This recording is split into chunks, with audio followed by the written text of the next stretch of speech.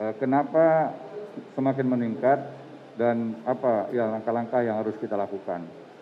Jadi kalau kita lihat pemeriksaan spesimen per hari telah mengalami peningkatan yang cukup positif, cukup bagus. Yang semula kita hanya di angka 2.000, 3.000, kemudian Presiden memerintahkan di angka 10.000 telah berhasil. Kemudian meningkat lagi perintah Presiden untuk di angka 20.000 dan ini juga sudah terlampaui. Dan Bapak Presiden menekankan juga potensi-potensi untuk bisa ditingkatkan menuju ke 30.000. Dalam beberapa hari terakhir, sempat beberapa kali itu bisa di atas 30.000, bahkan di atas 33.000. Jadi jumlah yang semakin tinggi. Nah, dengan jumlah semakin tinggi, otomatis semakin banyak kemungkinan yang terjaring positif. Kemudian,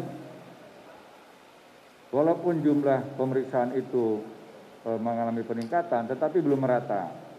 Jumlah laboratorium untuk melakukan pemeriksaan itu telah lebih dari 270.000 laboratorium dengan alat mencapai lebih dari 300 alat mesin PCR. Ya. Kemudian awalnya kita hanya punya satu, yaitu Balit Bangkes Kemenkes. Kemudian bertambah menjadi beberapa, yaitu dari Airlangga dan UI serta lembaga Eijkman. Nah, pertambahan-pertambahan ini tentunya juga menjadi sesuatu yang cukup positif. Artinya kita semakin banyak untuk mendapatkan orang-orang yang punya potensi menular COVID. Kalau mereka yang sudah dirawat di rumah sakit, otomatis risiko ancamannya itu kecil, kecuali untuk tenaga kesehatan, dokter dan perawat. Sementara kita jarang sekali yang berkunjung ke rumah sakit. Nah, siapa yang menulari? Adalah orang-orang sekitar kita. Siapa orang sekitar kita? Ya, bisa orang terdekat kita, seperti kami misalnya, pengemudi, mungkin ajudan, ya. Nah, ini harus kita proteksi. Jadi, kami tidak mungkin hanya mengurusi diri sendiri. Kalau kami tidak mampu mengurusi yang lain, otomatis cepat atau lambat akan bisa juga terpapar. Ya. Kemudian yang kita harus lakukan sekarang adalah bagaimana kita semua secara sukarela, secara sadar untuk menekankan tentang pentingnya dan patuh kepada protokol kesehatan. Contoh tadi pagi saya katakan kepada Pak Menko, kita jangan mulai sebelum teman-teman wartawan itu bisa menjaga jarak. Karena bisa saja di antara kita itu positif, lantas menulari satu sama lainnya. Termasuk juga ketika kita melihat adanya kerumunan, maka secara personal kita harus berani keluar dari lingkungan atau kita harus berani mengingatkan supaya tidak adanya kerumunan. Seperti tadi pagi protokol mengingatkan untuk mengurangi kerapatan dari kawan-kawan semuanya. Nah, demikian juga langkah-langkah upaya yang kita lihat dari pemerintah dan juga pemerintah daerah, terutama di daerah yang positif COVID, ini angka yang tinggi itu terjadi di beberapa kota saja. Ya, contoh misalnya Jakarta sudah mencapai di atas 800 kasus per hari dalam beberapa hari terakhir. Demikian juga Jawa Barat, Jawa Tengah, dan juga Jawa Timur. Nah, Jawa Timur sempat mengalami penurunan, tetapi setelah Lebaran kemarin, Lebaran Idul Adha, sedikit agak naik lagi. Nah, kalau kita lihat jumlah daerah yang terpapar, tidak seluruh Indonesia. Dan kita selalu mengingatkan para pimpinan di daerah, bagi daerah yang masih belum ada kasusnya, ini harus betul-betul dijaga. Jadi sampai sekarang masih ada sekitar 30 sekian kabupaten kota yang belum ada kasus. Artinya belum masuk COVID di daerah itu. Terutama di daerah kepulauan.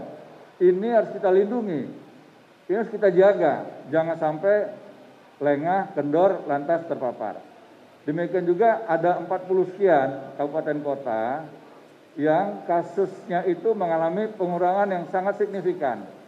Angka sembuhnya 100%, angka kematiannya 0, dan satu lagi angka terpaparnya selama 1 bulan terakhir itu kosong, 0.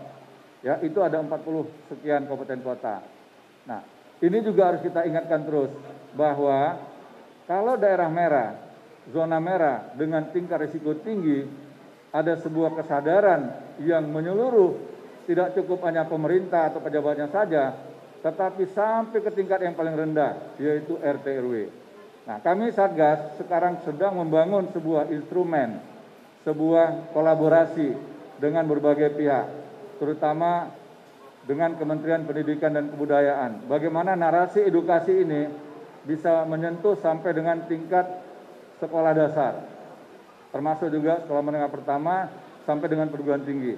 Demikian juga instrumen BKKBN yang menyeluruh sampai tingkat desa, yang jumlahnya petugasnya dan juga relawannya telah mencapai 1,5 juta orang.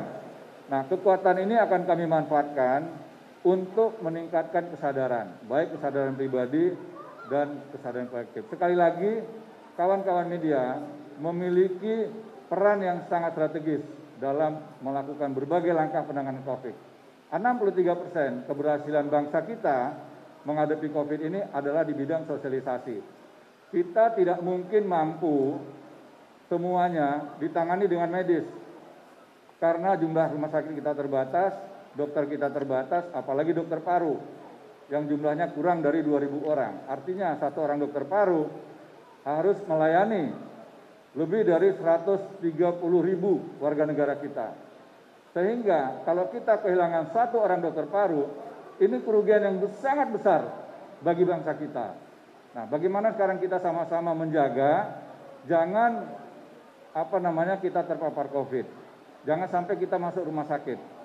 Karena beban rumah sakit itu akan semakin berat dan otomatis waktu, tenaga, energi para dokter juga semakin meningkat dan risikonya sangat fatal.